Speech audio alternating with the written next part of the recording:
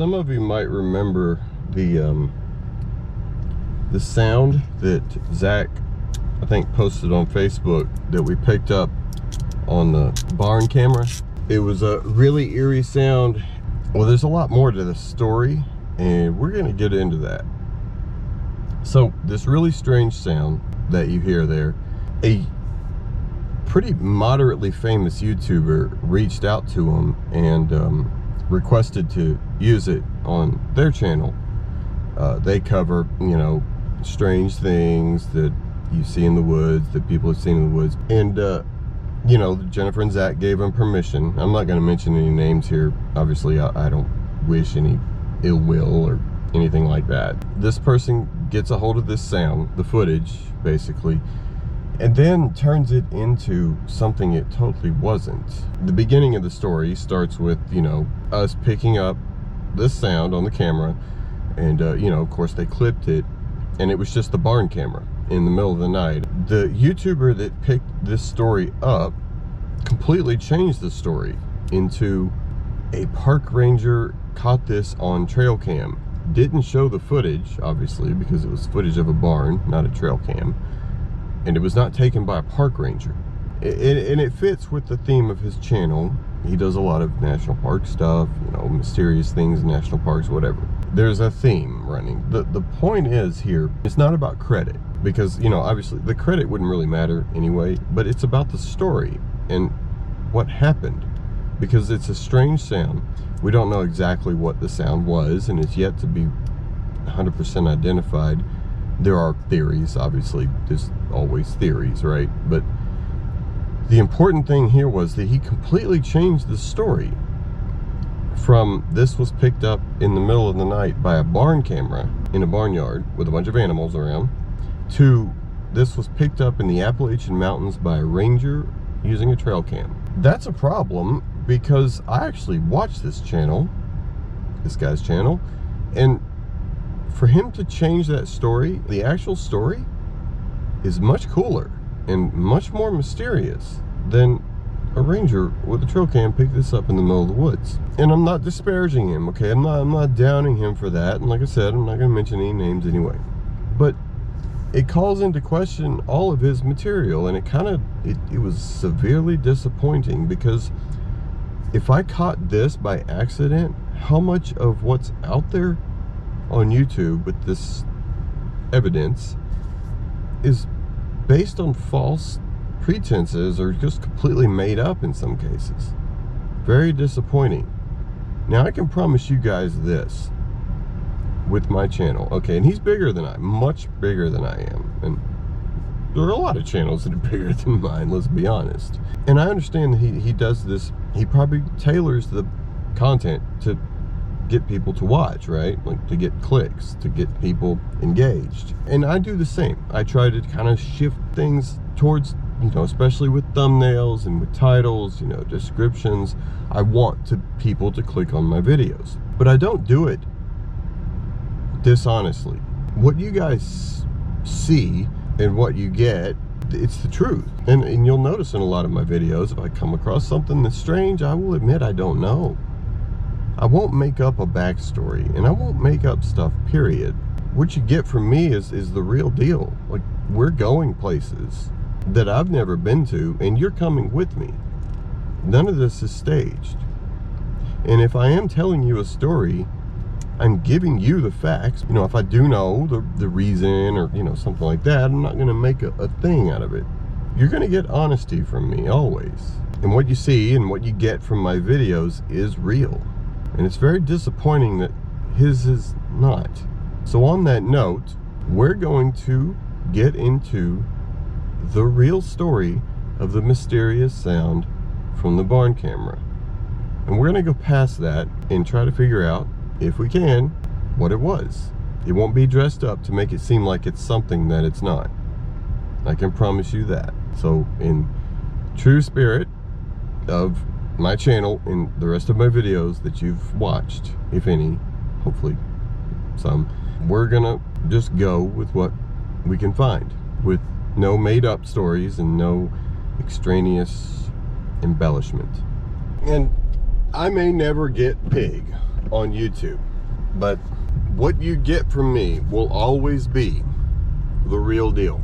Now, if that means I sacrifice viewers because I don't have sufficiently interesting or clickbaity titles, so be it. There will never come a time where you find out that what you were seeing on my channel wasn't real. It may not be the most mysterious or scary or, you know, oh my God, what is... It may not be that. Those may be few and far between, because in real life they are few and far between. But that's just the way reality is. So you never have to worry about finding out otherwise. But now that I've said my piece on that, let's do this thing. And whatever we find is what we find.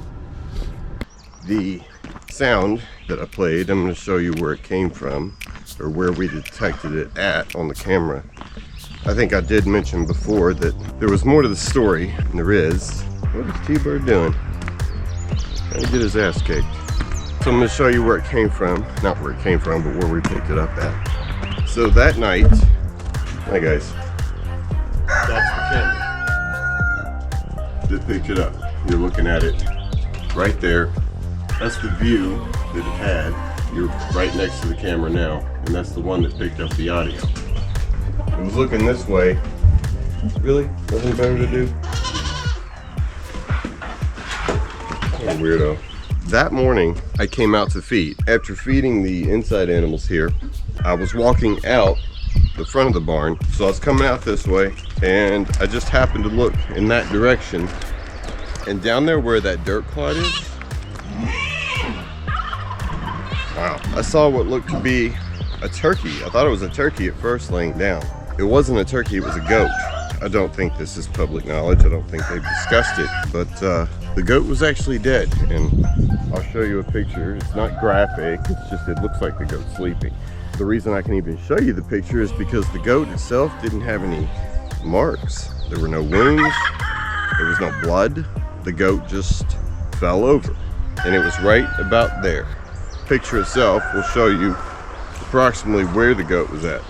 It's right in this area. You can see from the picture because the barn's in the background and the fence as well.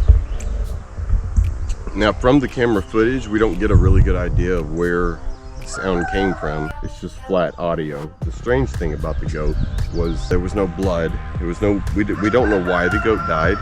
I did have to put the goat on a piece of plastic sheeting to get it out of here so, you know, they wouldn't mess with it. And that way when Jennifer and Zach got home, they could deal with it. Now, when I put the goat on the plastic sheeting, I was expecting to see some kind of blood or indications of a wound. I looked it over with both sides. There were no wounds on the other side of the goat that was facing the ground. There was no blood on that plastic sheeting at all. That in itself is pretty strange, because anytime something dies, you know, something went wrong, right?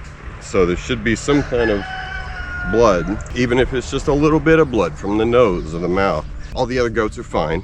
The goat itself, the goat that died, was healthy. There was no reason that we could tell, apparent reason, for the goat to even die. It's just like it was living and then it just switched off. That's the reason we even picked up the sound in the first place, because when Zach and Jen got home, they wanted to review the camera footage and find out what happened with the goat. You know, obviously there's a camera right there. It records anytime there's movement. There was no indication of anything happening visually, but that's when they picked up that sound on the audio. If it hadn't been for the goat incident, the goat dying, we wouldn't have even picked up the sound. Wouldn't have even known to look for it. So there's no way to know if it's happened more times or not, and there's really no way to tell which direction it came from. Now, the two things could be just total coincidence. I mean, yeah, that's possible. It's a hell of a coincidence. We've never picked up that sound before or since. So one thing could possibly not have anything to do with the other. I'm not a huge fan of coincidences like that. You know, I mean, it is possible, sure. There are questions about what the sound was. Where did it come from? Why did the goat die? Why did those two things happen the same night? Now, could that sound have been the goat in some kind of medical distress? I don't know that a goat can even make that sound. I've never heard a goat make that sound, but I mean, mortal medical distress, that kind of pain, I mean, it could be, right? But at the same time, we're not sure. And I've never, like I said, I've never heard a goat make that sound. Now there's also something else to mention that's kind of interesting, that the turkey with the bumblefoot, the swollen foot, it has since died, but it was laying right there. So if it was a predator of some kind, it seems like it would have gone after the lamest, slowest animal, which of course would have been that turkey. It was easy prey. The turkey that morning on the 18th of April was fine, so we don't know what it was. No chickens were found dead, nothing else other than the goat. Now the goat, if it had been attacked by a predator, it would have been torn apart. There would have been wounds that we could see, but there were no wounds on the goat, like I said. A lot of questions with zero answers. But what I can tell you, that sound picked up in that barn, it just showed you where it was picked up at and what equipment picked it up. So I would like to find out any answer, anything put to rest would be better than nothing. Okay, it's almost dark, so let's go hunt the chupacabra. Level 4 body armor. Figure it couldn't hurt, right? Just a little hike, that's all.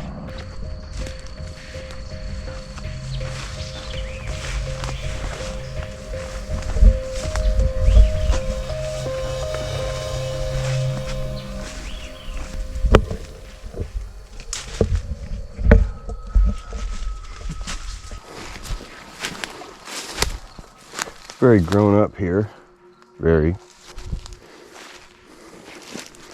Changes the whole layout of the woods.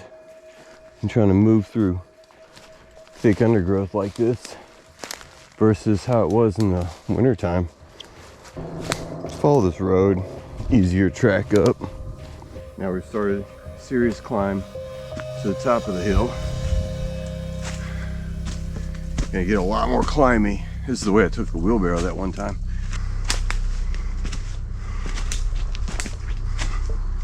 Basically at the top now. This is where I wanted to camp. Before, there's my grate. Been out all winter.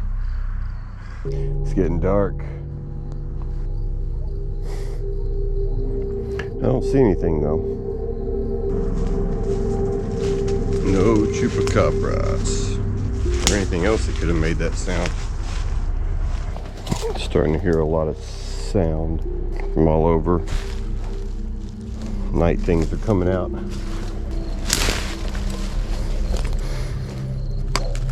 Think we're gonna make it down here.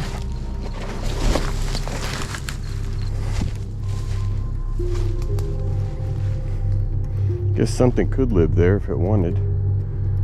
Huh.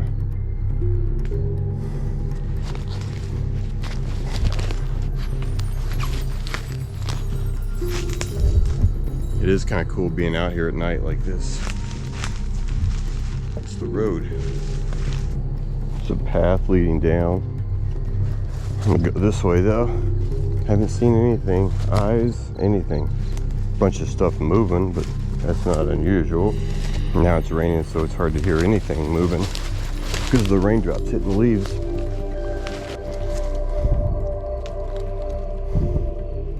All right, now I'm at the power lines.